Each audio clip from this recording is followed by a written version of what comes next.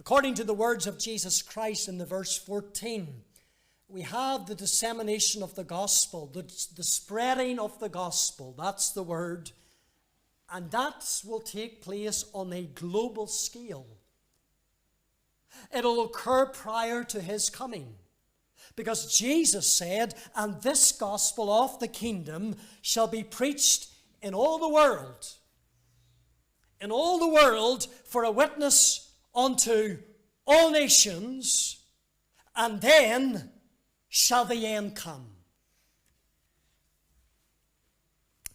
In the technological age in which we live, this prophecy may well have been fulfilled. Christ doesn't say that there needs to be preachers on the ground for the gospel to be preached to all the nations. He doesn't say that.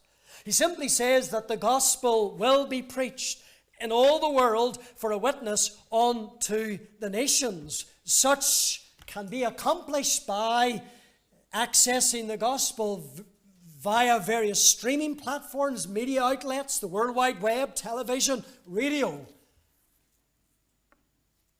And yet we read in the book of the Revelation that there will be an angel that will come and who will come to preach the everlasting gospel. Many believe that before Christ returns, there will be a worldwide revival. But whatever the case is, Jesus Christ said it, that the gospel is going to be preached in every nation, in every nation. There will be a dissemination of gospel truth. There will be a spreading out of gospel truth. Needless to say, that the gospel has already come to this part of the world. And here you are as an unsaved person listening to the gospel. You're here and you're hearing this gospel of the kingdom, God's gospel. And you've heard your need of Christ. You've heard your need to be saved from your sin. You've understood that Christ died for sinners, that he went to the cross. You've heard that, and yet you haven't believed it, yet you haven't received it in order that you might be escaped from wrath to come. The gospel has come to you, but what have you done with the gospel? You have spurned it. You've rejected it. You've ignored it. You've neglected it. And sinner, it will be to your eternal ruin.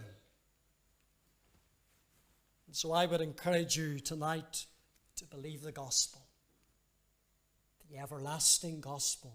The gospel of Jesus Christ, lest all opportunities to do so is withdrawn from you. And you cross the boundary between God's mercy and between God's wrath.